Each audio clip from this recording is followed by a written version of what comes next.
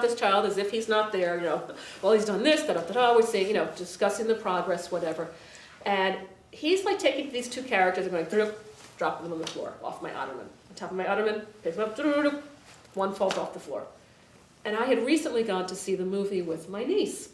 And the scene in The Lion King where the two lions fight and one falls off. He is acting this out. This child had never acted anything out in his life. And he was showing some nice changes, but he really wasn't showing the language changes yet. It was early in the program. And sure enough, he went home for the break, came back in a month, and was starting to use language in an original way. Now, what was that? He suddenly was becoming symbolic. Okay. And I also worked with Stanley Greenspan, Serena Weeder, as in Bethesda at that point, and we had worked with a lot of kids in common and had done a lot of Tomatis with many of these children. But the key feature on the kids who do well, who are on the spectrum, who are going to move forward and succeed, is the capacity to be symbolic. And that was what was emerging with all these kids. And it wasn't just their play, it was all of a sudden their language. And some of these kids, had 40 hours of ABA, they had vocabularies, 100 miles long, and they didn't use any of it in novel, inventive ways. They could give you a script, what color is this? And they tell you this is green, but they didn't know how to do it outside of their ABA context. All of a sudden using language in totally original ways, One little girl, telling her mother, when her mother was leaving to go to work, feet off. No one ABA'd feet off, but this was her way of telling her mother, take your shoes off, you don't go to work now. This is the stuff that I saw constantly emerging with the Tomatis Method. And what was that? What was it tapping into? What was it doing that created that capacity? Okay, and that's what I wanted to see. Okay, and I started looking at what was the role of symbolism, or what it comes down to is the ability to ideate. That's part of praxis. We talk about motor planning, praxis, and kids are just praxic or apraxic, but praxis has three components. One, we have to have an idea of what we're going to do. I'm going to reach and pick up this cup and bring it to my mouth and take a drink. We have to have that idea before we do anything, okay? Next, we organize and sequence it, and then we execute it. But it was that idea part, the ideation part that I was seeing emerging in these children, okay? And ideation is the bridge between our non-symbolic thinking that characterizes the rest of the animal kingdom, including chimpanzees, with whom we share 99% of our genetic material with, okay? They are not symbolic. We as humans, it's our birthright, it's our uniqueness, is that we are symbolic, okay?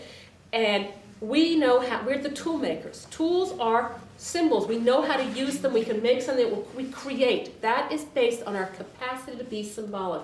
And our ultimate symbolic tool, of course, is language.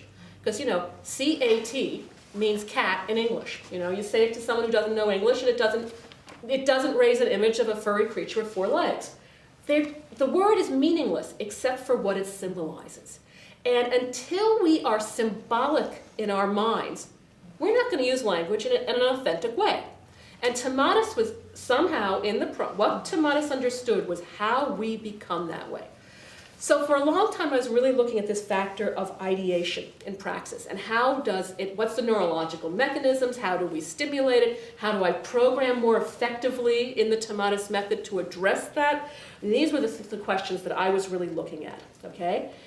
But there was something about the Tomatis Method that allowed children to become the actors or the doers in their own lives, okay? And I saw this emerge consistently. First, they would become pretend play, they would ideate, and then almost within the next hour, it would sometimes be that close together, I could predict it. Now we see this, we're going to see the terrible twos next, okay? And there used to be a joke, it doesn't matter how old you are, when you come to the Spectrum Center, you will go through the terrible twos, and I'd have adults coming in and they're complaining because the toilet paper wasn't refilled or something, but they finally found their voice and they were going to assert themselves with us. And it was happening, but it was the same with the kids. They were suddenly hitting that. And that capacity is what the Terrible Twos is all about. Is kids have a sense of themselves for the first time. all of a sudden they wake up and there's a me here. And me wants this, and you're not letting me do it, and I'm going to get my way because I now can direct this self to do things, okay? So it's the self and the director at the same time. And this comes on, and I think that's what Tomatis understood the neurological mechanisms of, okay? He understood how to create it and create it predictably, okay? Because that's what I see, okay? And so underneath this ideation, I mean, what's the irreducible fact, okay? I think underneath ideation is consciousness. And consciousness is the irreducible fact of life, okay? Consciousness comes before the brain. I mean, you can have a little single-cell protozoa, you know, living in a little, whatever medium they keep them in when they study them. And this thing can escape being sucked up into a tube. It can reproduce, it can find a mate, it can do all these things without one iota of brain, okay, tissue involved. No nervous system. So consciousness, awareness exists before there's even a brain. And my feeling more and more is the brain evolved to serve consciousness rather than the other way around. And this is a radically different point of view, okay? Because biology would have it, medicine would have it, is that consciousness is what we call an epiphenomenon. Once the brain got complex enough, all of a sudden it emerged. The same way that life just all of a sudden emerged out of inorganic matter. We can't explain why, but that's how they explain it. But I'm really saying, what I'm thinking more and more, and I mean, I read a lot, I'm not saying I invented this idea, but that really the brain develops to serve our conscious awareness. Consciousness drives the brain. And our huge, I mean, we're not just conscious, we're not the protozoa. We are self-reflecting conscious people, okay? So you could think back on what you did today, okay? You can think back on, I can think back on the ski lesson I took this afternoon, and I can learn and change how I'm gonna ski tomorrow, okay? Because I can reflect on this, okay? And we do that with everything. We learn by reflecting and being aware. Learning doesn't occur without this self-reflect, not the type of human learning. Yes, we can put rats through mazes and they can learn, and we could be put through mazes and learn on that level. But for the type of learning that allows us to connect events that don't seem connected to each other, that type of learning is dependent on being able to be conscious and to reflect on our senses. And you have to have a sense of self to think back on that, okay? And that, to me, is what we're trying to rebuild in so many of the children that I'm working with. We're trying to rebuild that part, okay? I think our brains, I mean, we tend to think of our brain as hardwired, even though we know about plasticity and we think, you know, oh yes, you can change the brain.